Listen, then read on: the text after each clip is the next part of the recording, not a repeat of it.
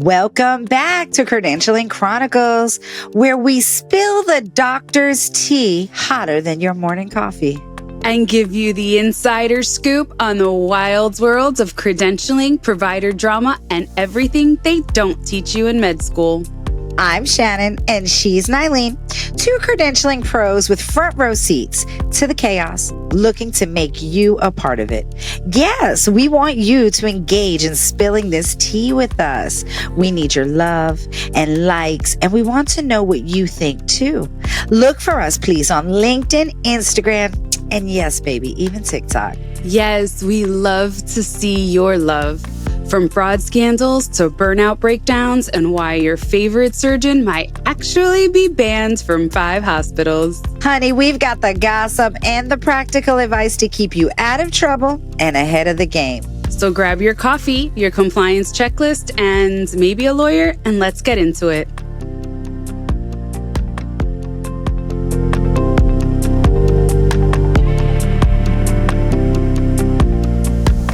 Welcome back to Credentialing Chronicles, where we spill the tea as always.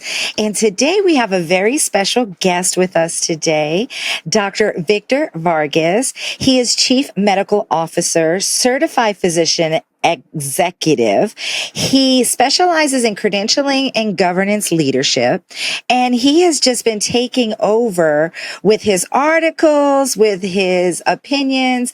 And when I just seen it, I said, I have to connect with him and we have to get him on the show. And he is here with us today. Thank you, Dr. Vargas, for being here. Thank you for having me. Excited to be here. All right, Dr. Vargas. So can you just tell us a little bit how long you've been in medical staff world and when you decided to make the transition from actively practicing medicine to healthcare leadership? Give us the tea. Yeah, so I've been in the healthcare industry since I was like 19 years old in the military. I was a medic, and that sparked the interest in pursuing a career in medicine. And it's been, full blast since then. I really got introduced into the credentialing space when I arrived at Health First. This is the job that I'm in now. I was on the credentials committee, then became the credentials chair, and was really surprised about the amount of technical work that happens behind the scenes to get a provider, at the bedside. And then after I became the credentials chair, I took on a leadership role as the medical director for the hospital service. And then at that point, now I'm hiring physicians and I'm looking at CVs and, trying to really look at, is this the right cultural fit? Are they who they are? And then doing all the credentialing work that goes along with it. And it wasn't until about 7 years ago that I took on the role as the VP of Medical Affairs.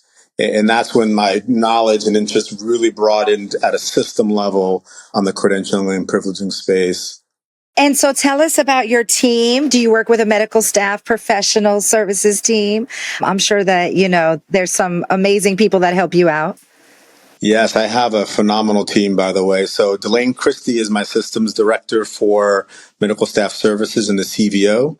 We have a team of about 11 ladies. They're all physicians. They're all female. So we have about 11 ladies on the team in all different levels of experience from new in the last year. And then we have ladies that have been there for 30 years. Delane's dual certified. I would tell you that she's taken my knowledge base from about 25% to maybe 80% because she's still my go-to person. Oh my God. Who says that, That's Dr. so Vargas? exciting to hear.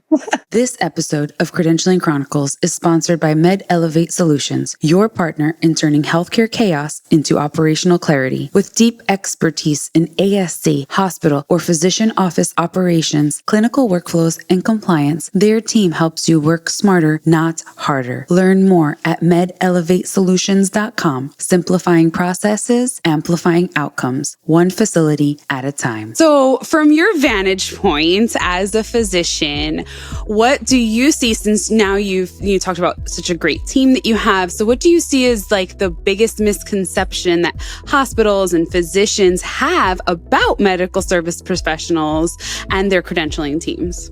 This is a really good question. I would say the biggest misconception is that medical staff professionals are paper pushers, that they function like administrative assistants. Or that we're secretaries. And in reality, I'll be honest, when I first got introduced to our medical staff coordinator at one of our community hospitals, I kind of thought that was the role. And I can see why, because a lot of times the medical staff leaders, when they need work to be done, a letter to be sent out, they're going to the medical staff professional to do that work for them. So it starts to build like this, this reputation or this vision of that's what the role is. But in reality, I think, these are highly trained folks that look at licenses and verify, information to ensure that, the person that we are bringing into our organization is safe to take care of patients. And really on top of that, making sure that the accreditation standards are followed, with respect to whatever's with your hospital. It sounds like you've educated yourself so much and you've really taken on this role. How do you think other CMOs, physician leaders, can kind of grasp that understanding, Dr. Vargas? I take it back to the basics. It's just start having a conversation, sit down with your medical staff professional, get an understanding of what they do. And if you're not in leadership and you're a provider on the medical staff, ask to pull your file and have them walk you through your file and get an understanding of what it takes, what they're looking for. You'll be amazed. I think when I started just sitting down and trying to understand what they do day to day, I realized, they are truly trained professionals, and they're helping with patient safety, with liability from the organization. So just sit down and spend time with these ladies or gentlemen if there's guys on the team. So I love that you mentioned patient safety, and something that Shannen and I always talk about is the patient always suffers. Like the patient is the one who receives the harm from when we start the credentialing, where they're the collateral damage. So what do you value from the credentialing process that is not really paperwork, but it's actually directly tied to the end, the operating room, for example, like the last person or the hospitalist that's touching that patient? How do you see the credentialing process work from when you see the file to when they touch a patient? So from the time that we see the file, I would say that, that credentialing process truly looks through case logs to background checks to malpractice cases. And it really starts to paint the picture. And it paints a picture of safety. It paints a picture for us. Is this the type of person that we want that's part of our medical staff? So does it fit the culture? And what we see downstream, we bring in what we feel is the right person. It's the right attitude, the right culture, the right competency for they've made it through all those to take care interviews, right? Exactly. And it's a holistic look. You're looking at really everything. Education, references, you're calling people. So it's really a holistic approach. Yeah, even hospital affiliations, calling. I know now a lot of them are pulled on the portals, but I always tell my staff there's nothing like calling the other hospital if you don't get it good on the portal and talking to the medical staff person and saying, tell me about this doctor. Can you do a verification for me? Because everything, is going to the portals now. Yeah. Yeah, I tell you, a funny thing is you got to trust the staff too. I think, at least my team, they've been doing it quite a while. And when they say, something just doesn't feel right, or, there's something about this history, and I just tell them, just keep digging and let me know what you find. I'd rather take that extra step and ensure that we're really bringing in the right people. So wait, can we spill some tea? So can you recall a time when a medical services professional raised a red flag and somebody didn't listen because they were like, no, we got to push this file through. So what was the impact of allowing that person on staff? And did you see any repercussions from it? And did they even make it past credentials? Funny that you say that, because, it's almost like the bloodhounds, right? They'll get stuck on something, like there's something here. And we had one of my team members, they found some falsified case logs. And it's surprising because they don't really have a medical background. So they're like kind of flagging it. So they find out these case logs don't look legit, and they escalated it to us, to the physician leaders.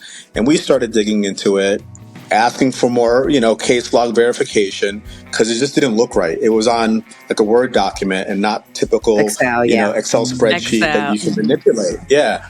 So lo and behold, it turns out it was made by the provider. And the cases that he stated he was doing, he did not have the competency to do. So we were able to block that. And I think had they not done that, what that would have led to is a physician on the medical staff, in this case a surgeon, stating he can do a certain surgery and then performing that surgery on a patient when they shouldn't.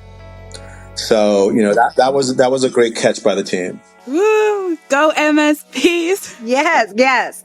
I mean, that is a great catch. Just think about if that would have been the case down in Waco, with the doctor death situation, or, maybe, and, people were raising red flags. The medical staff professionals were raising the red flags all along, and they just weren't listened to. And so here's a good example of when they are listened to, what happens and what gets caught, right? And I can understand sometimes facilities, there's a lot of pressure. We got to get someone in. We have patients that need to be seen. So there's that pressure, from above. But, you got to stand your ground. You got to trust your team, and you got to do the process right so that, you keep the patient at the forefront and safe. And it really sends a message to the community, right? That we're not going to let, bad players in here. And I think the community wants to hear that more from hospitals saying, hey, we caught this. We were able to stop somebody from coming in here and hurting you. Absolutely. We're talking about value, right? So yes, physicians drive the income, right? They bring the cases to us. But in order to get qualified, safe physicians and practitioners on our staff, right, we need professionals like you very beautifully said to us. So what can you say, or what do you think we should do about hospitals and leadership undervaluing or underfunding medical services professionals? Because you have a staff of 11. Like how many? I'm just curious to see what's the size of your medical staff. How many physicians in allied health are on your staff? Yeah, so just to bring that back a layer, we have 1,700 providers across 4 hospitals. But again, trusting my director, she did her assessment and said we are understaffed. And I would take that information, then I would present that to the executive leadership team to get more staff. So I definitely have to hand it to the leadership on the medical staff side to say we need more. This is not a space that you want to cut corners, because when you cut corners, the downstream effects are more expensive.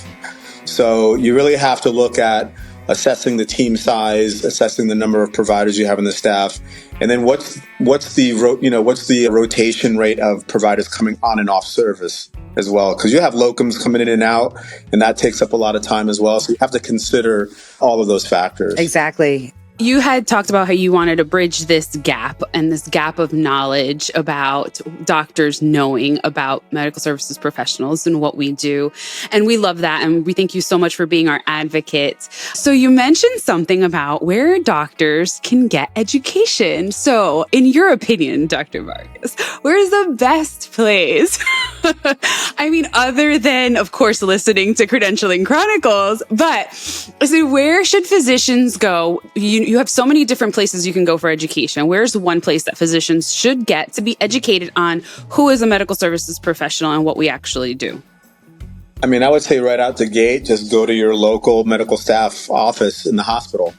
That's probably the easiest and quickest way to do it outside of searching online, because you'll miss a lot of stuff online as well. So, and it's also good to have them pull your file and sit with you and go through the verification process and go through, what it took to, grant you privileges. So that's where I would start. At a training, I didn't know anything about credentialing and applications really until I got my day job.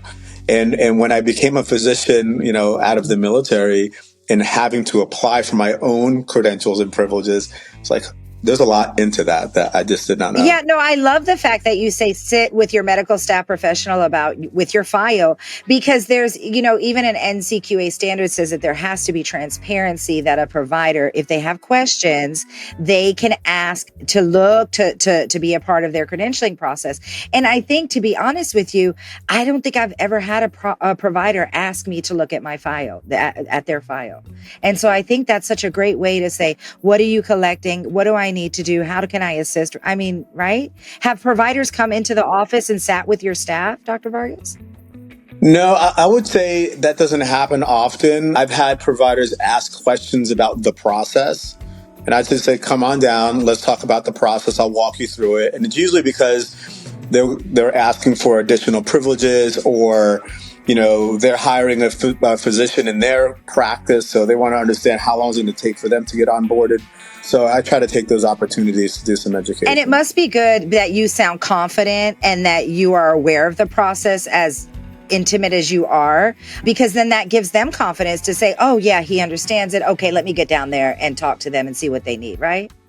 Yeah, I think once you get it, once you're informed, then you start to understand how do you fast track things, or where are the barriers that cause delays too.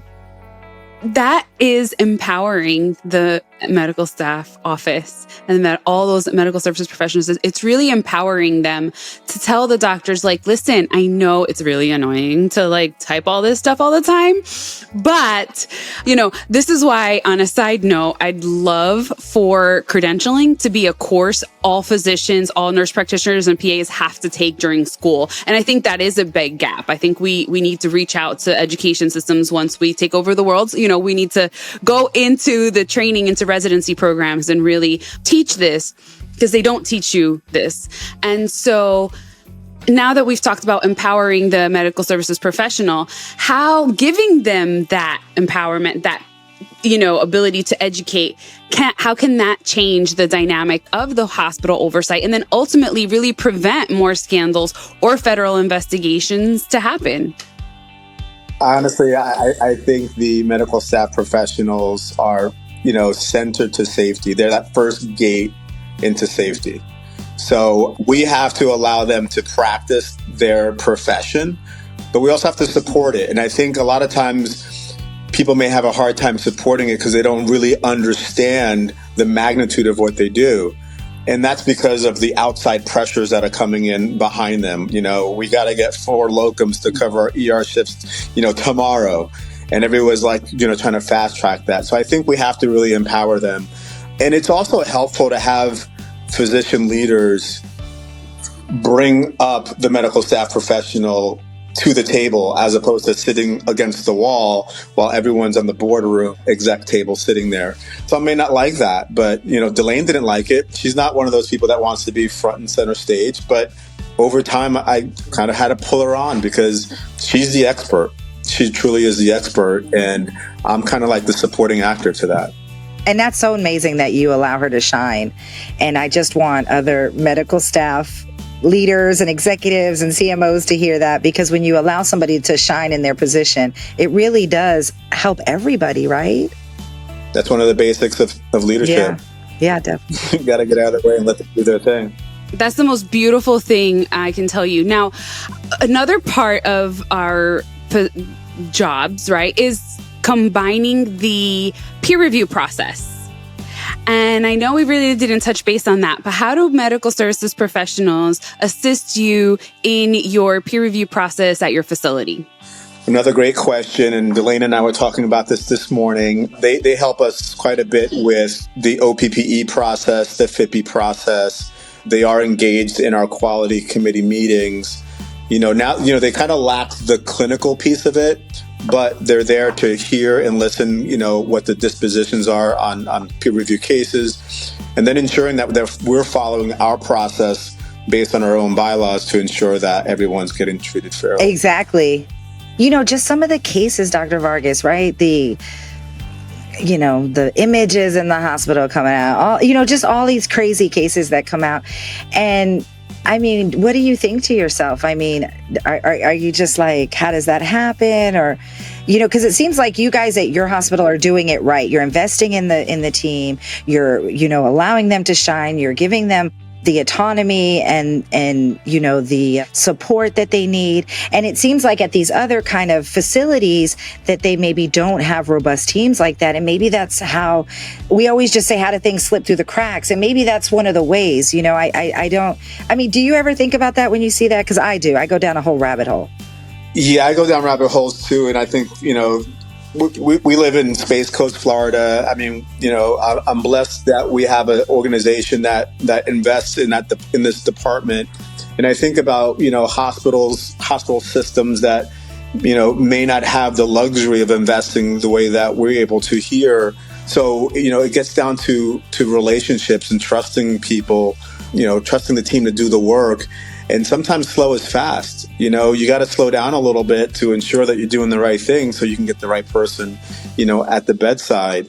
But it's scary, Looking ahead, where do you see the medical services profession and physicians? Do you see them becoming eventually fully aligned and respected and being able to empower each other? And how can we as Credentialing Chronicles then work with physicians like you? I mean, other than spending these minutes with you and you helping us out on LinkedIn and on all these platforms and keep supporting your medical services professional, how do you think, where can we reach out so we can then work together and collaborate and really grow this profession more? Couple of things. I've been thinking about this as well. One of my early observations in the first NAMS conference that I went to was I think I was one of maybe 3 physicians in the whole conference. So that shout out to NAMS. Yeah, shout out Make to sure NAMS. you post our video. Okay, sorry, Dr. Vargas, go ahead. So all the medical staff professionals, they go to NAMS conferences. All the physicians go to Greeley and Horty to learn credentialing and privileging, credentialing and peer review. We got to learn together. There's got to be platforms in which you have medical staff professionals with CMOs or VPMAs or medical staff leaders learning the work together. You got to trust, I'm speaking to my fellow, physician leaders. You got to trust your team, listen to them when they're bringing up concerns. But then also for the medical staff professionals, you got to own it. You got to own the profession, be that leader, be the consultant to the medical staff, to the hospital with the knowledge that you have. And I think doing that in all the different areas over time, you'll start to see that synergy and people coming together.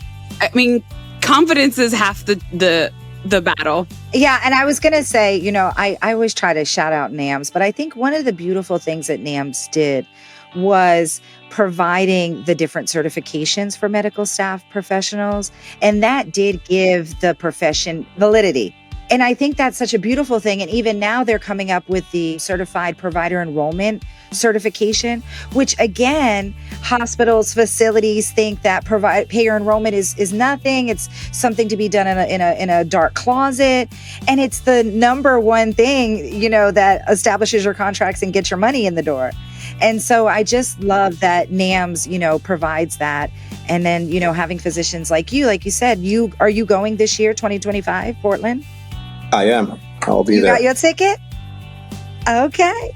Got my ticket. Yes. We can't wait. We have the big pink tent. We're going to be recording there. I'm going to the booth. Yes, it's a big pink tent that we have, though, because, we have to keep it for the recording, area. So we have to have a little cover over it.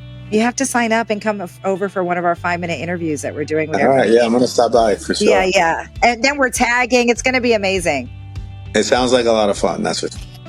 What is the craziest situation that you've had to step in and say, no, I'm the CMO. I am telling you, we cannot allow this person, or we cannot do this, or, oh my goodness, they're trying to do what? So one little crazy tea story for our tea lovers. Or two. We've had cases in which a provider is applying for privileges. And, people have history. Like, you're young, you do dumb things, and occasionally it shows up on a police report. We get that. But if the behavior continues year over year over year, and you try to hide it, it just doesn't work out, And, a lot of times we get into a position in which we're really scrambling to get help. But we had to draw the line and say, this is just not the culture that we want to bring into the organization. So, even though I do get pressure from, service line saying, hey, we have to get a provider in here ASAP, it's like, we just can't do it. It's just not worth the risk. So that's when I have to I flex that feel muscle. like Say, you're no. almost like the protector of the culture, because you've mentioned that several times in this interview about the culture and how you interview people for the, I mean, can you talk about that? Because I love how it's almost poetic how you talk about it.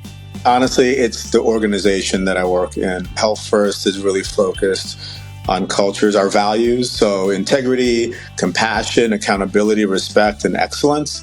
So whenever I speak to any provider entering our medical staff or being hired by our organization, that's what we focus in on. Just in this interview, I have felt that. So I love that.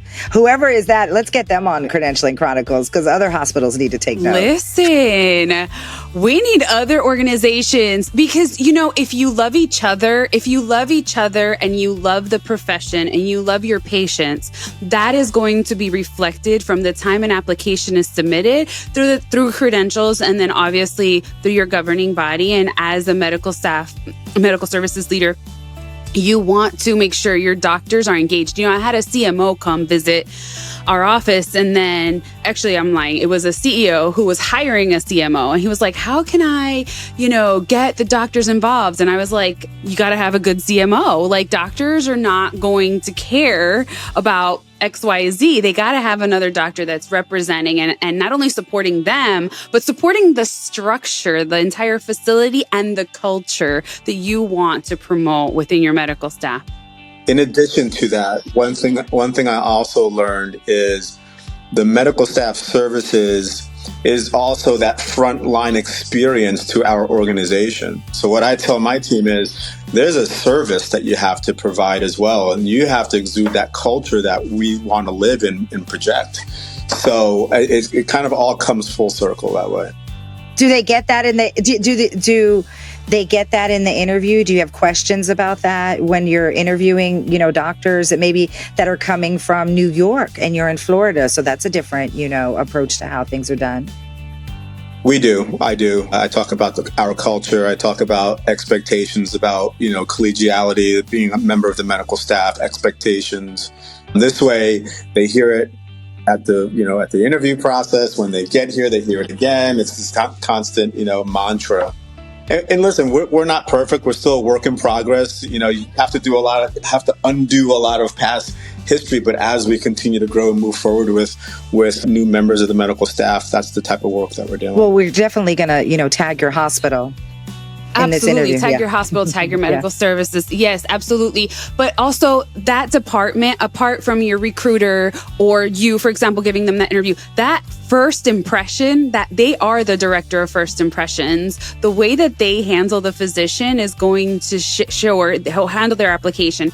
Likewise, we're the first ones that see your email address. So just saying, Dr. Ferrari, 200 miles per hour, or a Dr. Pumping Iron, that Gmail, really, we kind of know what kind of doctor you're going to be or what kind of provider you're going to be once you submit that application. Med resident 6'9", you're like, oh, okay, you should change that for your professional emails. Yeah. Very good point, Nyleen. Very good point. That's hilarious. So likewise, both ways, we are the first introduction. And a lot of times, even now, it's the summer, everybody's onboarding residents. This is our very busy time. Great introduction to healthcare if you have a great medical staff office that can help those residents kind of make that transition. Like, okay, I know it's your first time getting your real job, but this is kind of what happens. And so we had a really good residency program at my facility, and I always really spent time, especially with the chief, help them, transition when they get their new jobs. And then anyone that was coming in, spend that extra time with them. So having a great CMO like you, which we're all hoping for one day. Yeah, you never really realize how important a CV is until you become a doctor going through credentialing. And then the CV, the resume is the most important thing. They've never heard of month, year, year until credentialing. But I just really am excited that you sat with us and spilled some tea with us today. Anything you want to wrap up with? Anything you want to let us know? Anything you got going on? Well, I wrote that article that was published in SoMe so I was happy about that. The latest bombshell is Epic getting into credentialing, still trying to figure that out. Well, can I tell you, they are not alone. So I also heard of another software out in the surgery center space that is getting into credentialing. So the reason is they're trying to make these platforms a lot more quote unquote inclusive. So it's a one-stop shop. And that's the selling point, is they want to expand their services to be only have one and then kind of offer it all. So it's going to be interesting to see. Yes, I emailed Delane this morning. I said there's a seismic shift going on in credentialing here, and that's the news with Epic. And we'll see what happens. I mean, you need the automation. You need things to be a little bit more seamless and smooth, but we still have to, continue with the basics. All right. You got to have a good process in place, and you got to still scrub charts. You still got to look at backgrounds. And that's where, I've been doing this, maybe 25 years, but I hear everybody so excited about AI, and I'm like, my talk to text cannot even put the right word, site. It says SITE instead of site, for seeing. And I just think, I don't want AI in credentialing and to take over credentialing, because imagine the things that will get through the cracks that are already not getting through the cracks. Like, medical staff professionals are needed regardless whether AI is there to help and assist them, great. But even when the software companies come out and I am advocate, for some software companies, but you need to have a person there to support the software. The software does not do everything. And I think that's some people, when they sell it to some of these hospitals, organizations, the people that are buying it forget to kind of ask that, well, how do we manage it all once you leave, once, the first payment goes through, So, I mean, that's just something to think about. Well, I mean, I guess we'll end on that note, right? The software AI, revolution that's going on. Yeah, more to come. All right. Well, I thank you. We thank you so much for being here, Dr. Vargas. We will see you at NAMS. We're actually going to be releasing this around NAMS. So, we're going to pump you up so I don't know, maybe people will be flocking to you at NAMS. I don't know, maybe. So you might need a little bodyguard or something. Yeah, hang out the pink food. Might be asked for some autographs. I don't know. But I just thank you for being here, and I wish you the best. And I look forward to talking to you again in the future. Same here. Thank you so much. All right. Thank you, guys. We'll see you next time on Credentialing Chronicles. Woo, that was a whole lot of tea. Who knew doctors had more drama than reality TV? And if you think that was wild, just wait till next week. We've got more stories, more scandals, and more credentialing chaos coming your way. And if you love the tea, please don't keep it to yourself. Like to show us you're listening. Please comment and join the conversation, and follow us on LinkedIn, Instagram, and TikTok. Also, share so everyone else can sip with us. Yeah, so see you next time on Credentialing Chronicles. Stay credentialed, not canceled.